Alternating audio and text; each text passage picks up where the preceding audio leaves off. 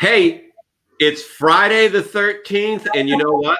I don't care, and neither should you. Yes, like I said, it's Friday the 13th, and you are here at Litvak Leadership Live with my special guest, Eileen Hornback. How are you, Eileen? Just wonderful. On a lucky day, Friday the 13th. Yeah, lucky Friday the 13th, and I got to get the phones to stop beeping. Maybe people are reaching out to me to tell me it's going to be a tremendous show.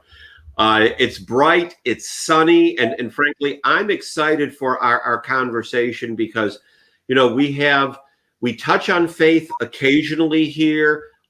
Then we dig into it because I've had a couple pastors on the show. People who know me well know that I've been involved in ministry over the years. So I'm really excited for our conversation. This is going to be great. So Eileen and I have actually known each other probably for 15, maybe even 20 years. We've run in the same real estate circles. Eileen and floor coverings and tiles and carpets and all kinds of fun things like that, whereas I've been in the cleaning business. So, she sells it and installs it, and I make sure that it stays pretty, for lack of a better definition. But we're not talking about that today. What we are going to talk about is Eileen's book called Breathe, Surviving the Storm Through the Power of Prayer. You know what? I can just throw that up there because that's easier. And I got to tell everybody, I don't see myself as a thoughtful necessarily or compassionate person, although I've grown in that over the years. And since I knew I was interviewing Eileen today, I thought, I better read part of her book. So I got on Amazon. And you know how you can, read, the beginnings of books. I read through it today and it's riveting. I am going to have to buy it and read through it in quiet time, because it's not, or at least maybe it is, and I don't realize it. It's not a how-to book, which is what I normally read. It's a story of faith. So let me ask you. So Eileen, why don't you tell the viewers briefly the catalyst of the book and what it's about? Okay, so 15 years ago, my 15-year-old son at the time snuck out of the house, went for the ride with a 15 or an 18-year-old driver and three 15-year-old girls, snuck out in the middle of the night, got into a car accident. They hit a guardrail. It came through the front windshield and hit him in the head. We got a phone call at 4 o'clock in the morning, every parent's nightmare, saying your son's been in a car accident. You need to get to University Hospital right away. When we arrived, they told us that he had a traumatic brain injury and they didn't expect him to live. The next 24 hours were a roller coaster. They told us that they needed to remove his right bone flap so that his brain could swell outside of his head. That was scary. And, as the time progressed, everything that they said was going to happen, like he would never walk again. He would never talk again. He would never lead a normal life. He would spend the rest of his life in a nursing home. At one point, they told me to start looking for a nursing home. And he would never get into Fraser Rehab, which was the goal, to help him recover. And God had a very, very different plan. Very different plan. And each time we would ask for prayer for particular surgery, or discover why his white count was up, or to help him finally give a thumbs up, or we wanted to get a trach and get the tube out of his mouth. Every time we would pray for something, God delivered those prayers in miraculous ways. So to take a little bit of the edge off the story, although you have lived this, let's tell everyone what your son is doing now and how he's doing, and then we can get into the whole conversation. Because otherwise, I think people are going to be like holding their table or whatever they're at while they're talking. So let's go to the end first. He's 31 now. He turned 16 while at Fraser Rehab. He has a job. He works with his dad, my husband, in ceramic tile installation. He has a wonderful life, an excellent golf game. He has a girlfriend. He did return to school, which they said would be unfathomable. He graduated from Christian Academy, never earning less than a C. He missed a year, but he has a wonderful life. He has a condo not far from us, and I frequently find myself on his deck playing cards with him. He is probably the most positive person you will ever meet. He knows that God gave him a second chance, and he's not wasting it. And he will tell people all of the time that the power of prayer got him where he is today. And when we're first contact volunteers for the Brain Injury Alliance of Kentucky, so we meet with other families that are going through similar circumstances, traumatic brain injury. And I might focus on all the medical side and answer questions, what they need to be doing. And it is always that draws them back to God. He always asks them, do you believe in God? You need to pray. My mom's going to tell you what you need to pray for, but I'm going to tell you that, without the great physician, it won't happen. So, and that's great. Great. I mean, I'll tell you. So I read the little bit online because I thought, okay, I'm not going to end up reading this whole thing. I need to work today before, we have the interview. Googled your son, saw pictures of him. I'm like, okay, cool. I know this is a happy ending, so this is good. Very happy ending. I mean, most people that have read the book, including men, I've had a couple of men reach out to me and say, I'm not a reader, but I can't put it down. And I've cried, and I'm not ashamed to admit it. And you will, I think, start out in the beginning of the book crying over the trauma. The story is written from my perspective as a mom, watching her son struggle to survive, watching him struggle through therapy. But at the end, it is tears of joy because he walks out of traumatic brain injury a miracle, truly a miracle. That's amazing. So what inspired you to write the book, to put all this down in writing and share it with people?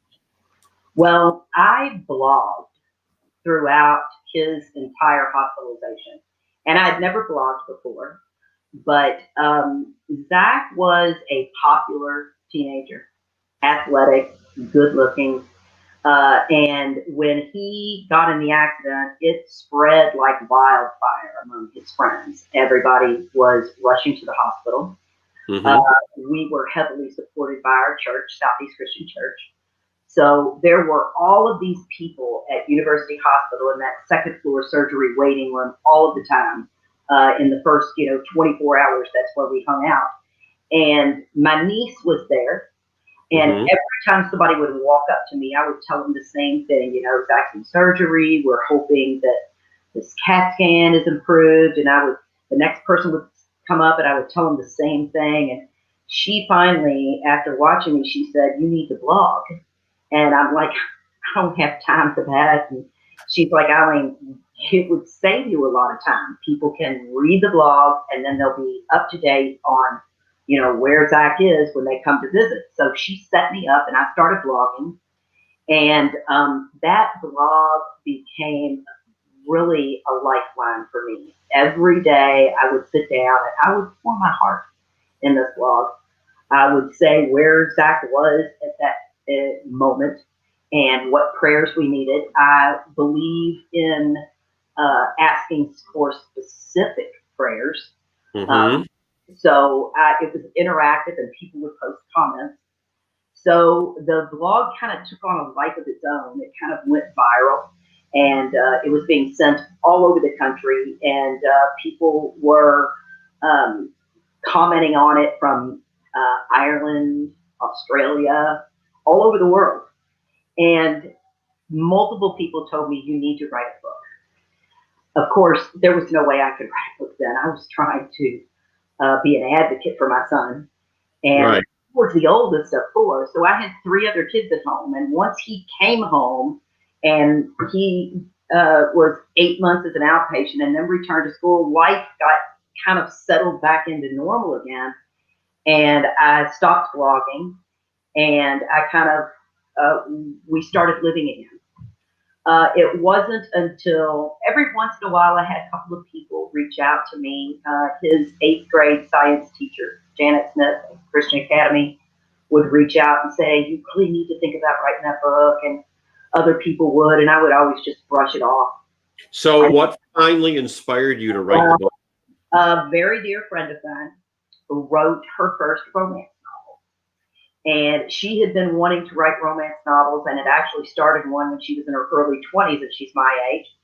And she wrote her first romance novel, and she started encouraging me, you need to write that book, you need to write that book. So last November, I started reading the blog again and started taking things out of the blog and try to put it into a book. And I didn't really get serious about it until February. And February of this year. February of this year. Wow. And then I wrote, so I worked in my flooring business during the day, and I would come home and I would write every day for 5-6 hours till midnight. Midnight, 1 o'clock in the morning. All of March, April, May, June.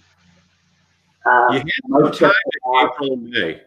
In March and April and May. Yeah. So actually, when the pandemic hit, it was good for me. Yeah. I was not distracted. I couldn't go out to dinner anywhere. The basketball games were all canceled. Right. Wasn't going to be watching Final Four. I didn't have any distractions, so I was able to write every night. And I made a goal to have the cover designed and published on July 8th of this year, because that was the 15-year anniversary of his accident.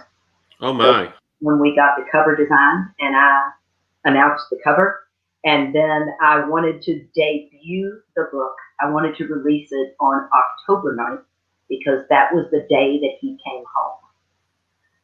So from July 9th to October 9th, I was still writing and editing and getting everything set up in order to publish. That's an amazing quick period of time. Yeah. But you had a lot of the material to begin with. You were just editing and editing and editing. I don't know what I would have done without the blog. I could not have written this book as effectively, because I would have lost all of those little moments. And the book is written to where every chapter is a day in his recovery. And so they're short chapters, very easy to read. And they go chronological. So it starts with the phone call, and then the book ends, the story ends the day he comes home, with a long epilogue to catch you up to where he is now. So when you went through the writing process and you were revisiting this experience, what did it remind you of? And, how have you, I don't want to say how have you grown since then, but what have you grown into since then because of it? Well, I tell you, I cried every night when I wrote it. I relived those days. And we took a lot of pictures. I have a photo album and chronological photo album. And so I have pictures of him when his first surgery, he had his bone flap removed. So, these horrifying shaved head with Frankenstein staples across his skull, and I would, when I was writing those portions of the book, I would look at those pictures and I would read what I had blogged about. And many times I would have to stop because I was crying so much that I would just have to stop and get a hold of myself. So I relived it, and it comes out in the book. The emotions definitely come out in the book. What I've learned through that, though, is that we underestimate God. I saw many times in the blog where I asked for I prayed for something very specific for Zach, and God said, Eileen, I'm not going to do that. I'm going to do so much more. Mm-hmm. And I That's had right. some of that, but in writing the book, it really came alive to me that we underestimate God. Our prayers are too small, and He can do far more than we ever hope or imagine. Many times He was answering prayers that I didn't even ask.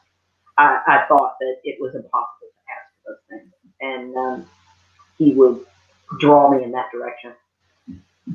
So when you went through the publishing process, I mean, you published through Beyond Publishing, and when you told them your story and presented your book to them, what did they have to say? They thought it was a very inspiring story. And honestly, the goal of a lot of the experts that I ended up meeting with, I went on a cruise with about 100 other authors that was put together by David Kirkpatrick. He used to be the director of Paramount Studios and then went to Disney Studios. And I was mentored by Rosa Salazar. She's a screenwriter. And they gave me lots of advice, but the most important thing that I got from them was, first of all, they all loved the story and they all saw it on the big screen. So they just didn't see it as a book. They see it as a movie. That was, and then of course, Michael Butler with Beyond Publishing, he sees it as a movie. And so the stepping stone to a movie is to write a book. Right. You have to get a screenplay. I'm not a screenplay writer, so I'll be looking to get a screenplay written. And then you market that to various studios to get somebody to bite and make a movie. Okay. So you obviously own the screenplay rights. You kept that when you wrote the book. I don't have a screenplay yet, but I will definitely keep that. Michael always says there's certain things that you want to do as a writer. And one is also to make sure that you have a cameo in the movie. So, I might be a nurse's aide somewhere. Absolutely. So, and Zach certainly wants a cameo too. So when you were going through all this, medical professionals don't necessarily, I'm not saying that they're not people of faith, but they definitely have a wall, many of them, between the faith that they profess and the medical knowledge that they practice. So how did the medical professionals respond to you being such a faith-filled person? Well, so I took lots of notes in that when we were at University Hospital. I had a TBI survivor and his wife come to see me, Mark and Monica Key. He was a motorcycle accident, and he brought me a notebook. And he said, you need to write your questions down because you're only going to get a short time with the doctors every day. And if you don't write them down, you're going to forget what you want to ask. And I took that to heart. And so I would write these questions down. Every time I thought of something, I would write it down. And I asked tons of questions. He was hooked up to all kinds of monitors. He couldn't talk. And, he had a ventilator to breathe for him. And I would ask what this number was and what did it mean and what do I need it to be. And one day, one of the neurosurgeons looked at me and said, why do you ask so many questions? And I said, I have to know what to pray for. And he's like, what? And I There you said, I need to know what to pray for. You all do a fantastic job, but it is God that is going to get us through this. And I think they started seeing that. And now, since we've gone back, because in marketing the book during a pandemic, that's been interesting. One of the things that I wanted to do was to go back to key people in our journey, neurosurgeons, occupational therapists, friends that were there, various people, and I wanted to video them on their perspective of Zach's recovery. So Zach would go with me, and in many cases, they had not seen him in 15 years. So a lot of doctors, neurosurgeons, when that patient leaves the hospital, that's how they see them. They right. never see them fully recovered again. They think that their life is whatever they left them with. And they don't see what goes on in rehab. So we would go back to these doctors and they would be amazed at, Zach, where he is now. And then we were able to talk about, and of course, the name of my book, I tell them I wrote a book and I want to get your perspective of Zach's recovery. And they realized the book is free, Surviving the Storm Through the Power of Prayer. And it enables us to talk about that again. And I think a lot of doctors compartmentalize their faith from their profession. Maybe it helps them get through a day to just focus on the medical aspect of it and not call on God. But I will tell you, our physiatrist, that's a doctor of physical medicine at Fraser Rehab, Dr. Mook, he was a man of faith, and he very much believed in the power of prayer. And although he didn't necessarily pray with us, he was praying for us. And we had a notebook that all of his therapists and doctors wrote in at Fraser when he left. And Dr. Mook was filled with prayer and scripture verses. So, they have faith. They just maybe aren't as comfortable talking about it with their patients as I would hope. So how did you handle, and everyone has naysayers in their lives, and I've known different people that have had medical challenges with family members, and there always seems to be some sort of naysayers that in their own way they think they're doing something good to prepare you for what is going to be a negative situation. But it's funny, people of faith don't go there. They focus on prayer instead. How did you handle the naysayers? And I haven't asked you if there were any, but I'm sure there were. There were. And trust me, I had moments where I would hit a wall. And one time in particular at University Hospital, when Zach had gotten a trach and gotten he had given a thumbs up and he had stuck his tongue out. And we were being told that we were going to be moved out of neuro ICU onto the floor at University, which is a scary place.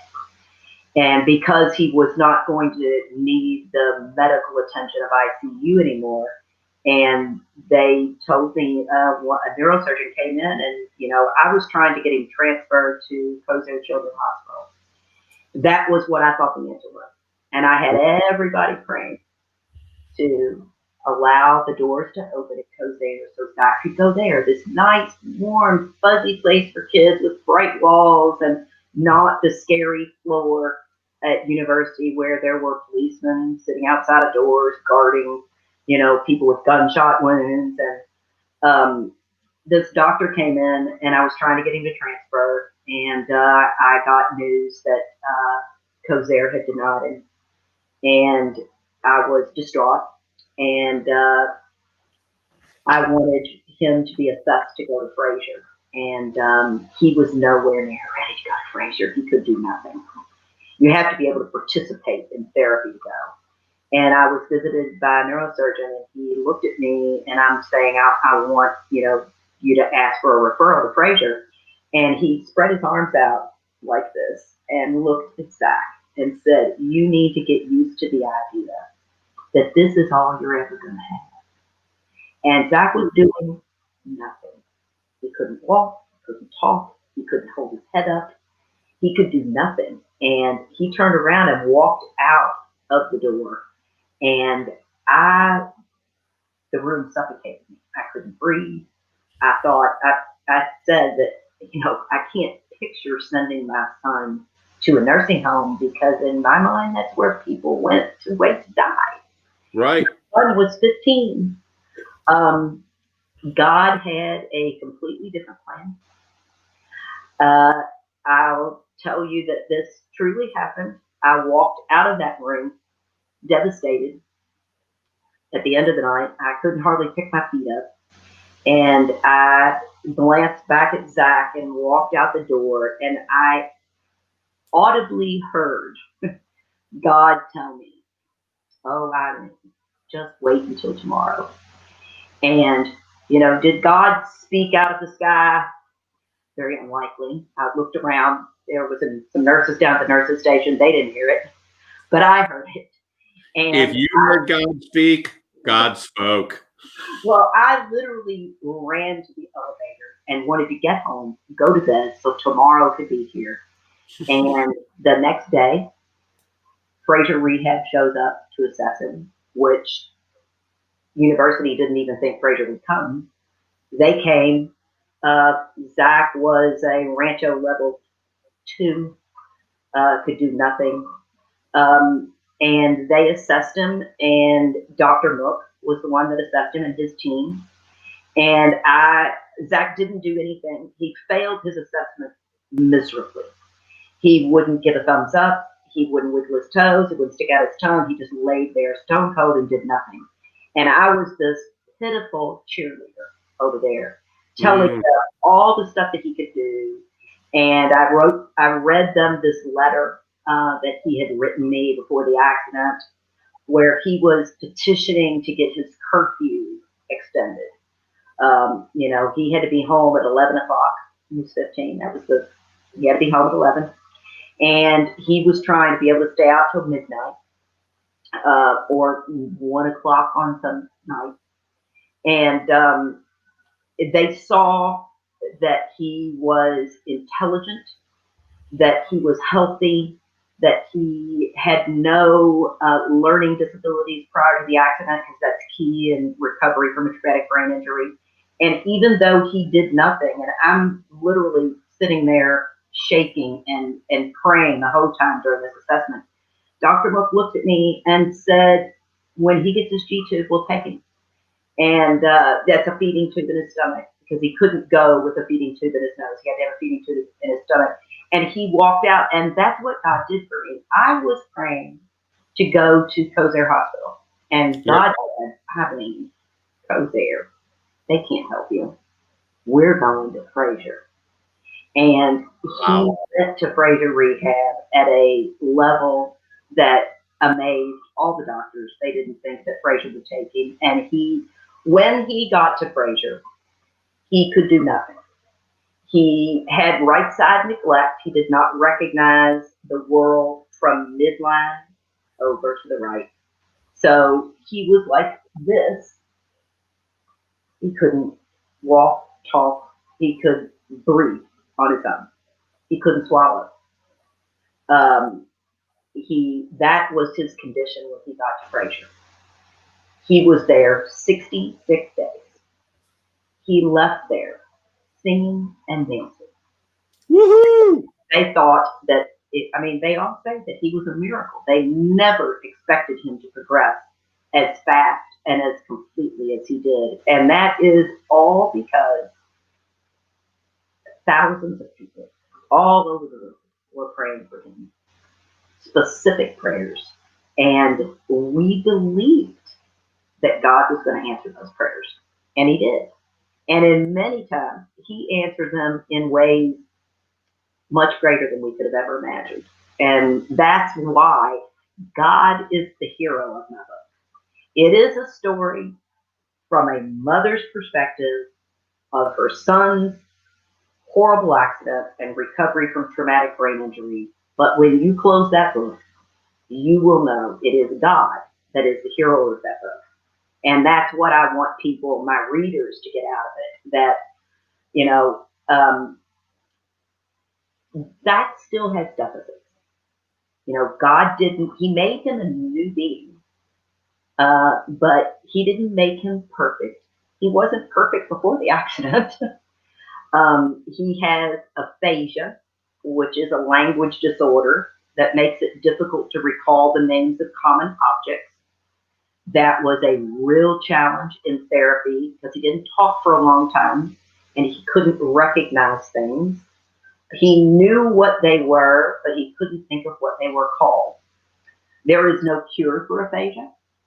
He still has it, but you would never pick up on it. You would think he had a very interesting sense of humor because he would say things like, can you get me a hand wiper? He wants a napkin. Or I need your urination room. And it's looking for the bathroom. So most of the time, people think that he's being funny, and he uses humor a lot to disguise it.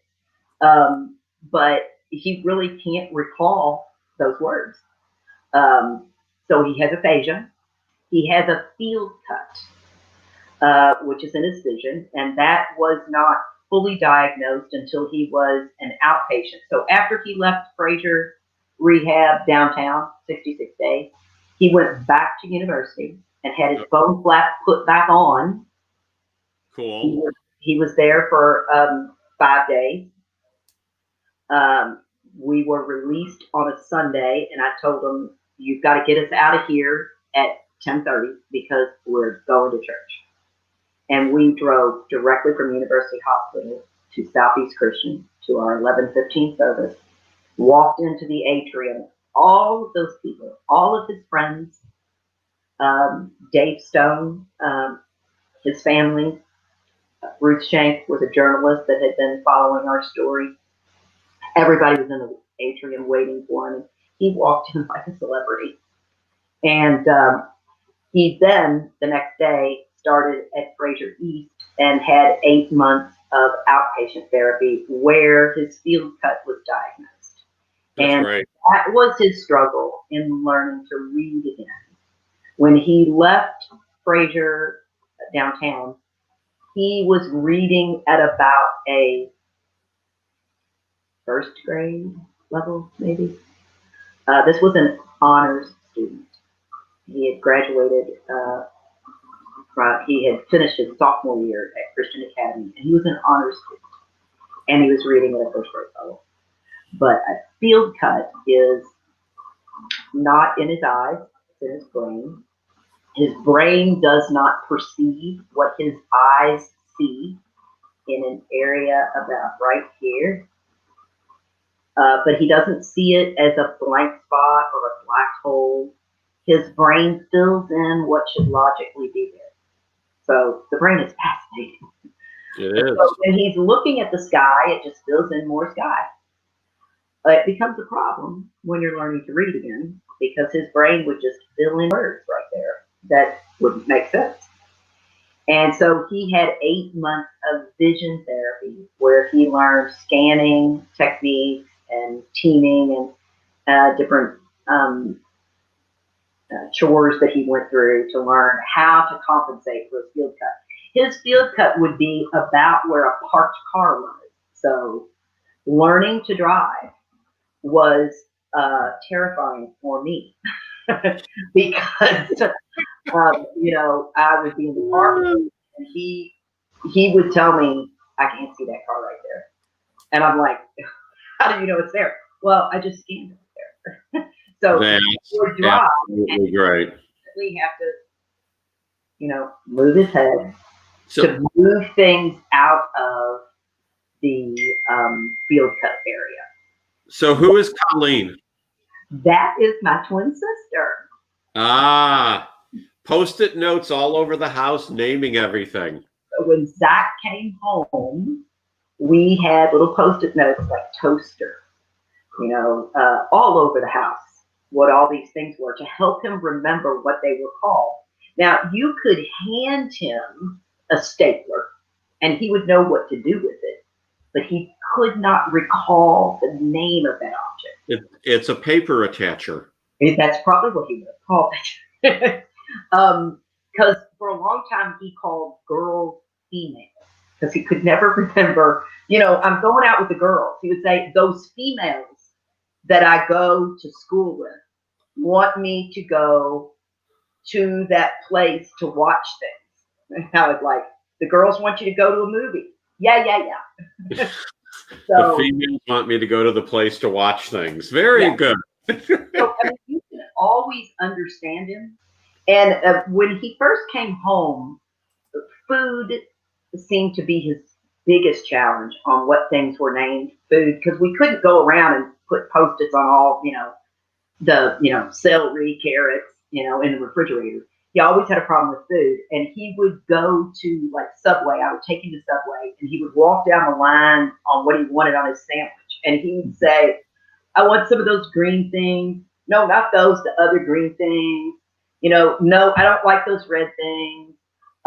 Give me more of those little round things. And they would always look at him, and he could sense, that they'd be looking at him like, what is this guy for? And he carried a picture with him in his wallet, and it is I always call it his Frankenstein picture. And his head shaved, and it's a side angle, and it shows all these staples in his head.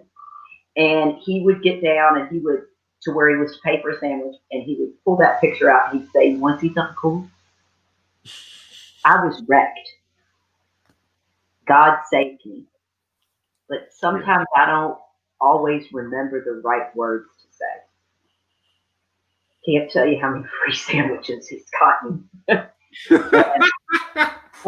And I'll never forget, we were at a restaurant, and the waiter came over, and he was telling, it was just Zach and I, and he was telling us what was in a dish.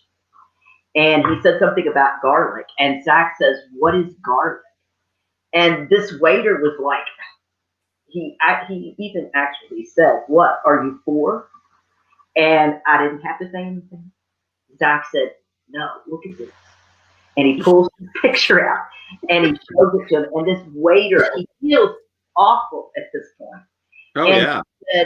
he goes over, so he takes our order, and he goes over, he starts telling all of the people, all of his other tables, what had happened. And that this guy over there was in a car accident. He's like, he'd come over, he says, "Could I show them that picture?" And everybody, all of his other, and we didn't pay for that meal either.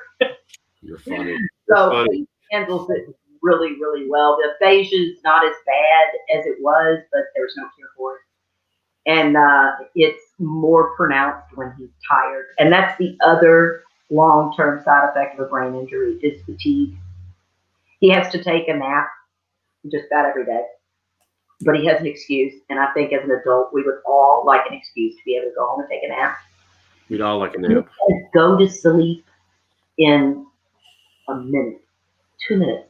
He'll be asleep. Sleeps for 20 minutes, gets up, and it's like he slept 8 hours. That's great. But when he's really, really tired, we really enjoy talking to him because the aphasia just goes rampant, and it's funny. Well, Eileen, shockingly, of our 30-minute show, we have gone 39 minutes and 14 seconds. Wow. It doesn't seem like that long, because I could talk about this for 2 hours easy. Well, and here's the funny part. I'm going to break with the tradition that I've set in. Normally, at this point in the show, at the very end, I said, I tell people, all right, what do you want people to leave you, remember you by? But gosh, Eileen, you have said so much already that people are going to be inspired from, people are going to be encouraged from, that I know people are going to be helped. I don't think you could top it. Could you? Well, I can tell you Okay. I'm having another book signing. I had one this last Saturday at First Watch in Middletown, and I'm having another book signing tomorrow at the Cottage at Walnut Ridge Nursery. That's cool. Yes. So if anybody doesn't want to wait and order the book from Amazon and wants to come and get it out, I'll have books there tomorrow. Fantastic. So Eileen, thank you so much for being my guest today. It was truly inspiring to hear your and your sons and your family story. I know it's definitely going to give me some things to think about this weekend. Thank you. Yeah, I want your review when you're done with the book. I'm sorry? I want your review when you're done with the book. All right. I will give it to you. Everyone else, have a blessed weekend, and we will see you Monday on Litvak Leadership Live. Thanks, Sean. Bye.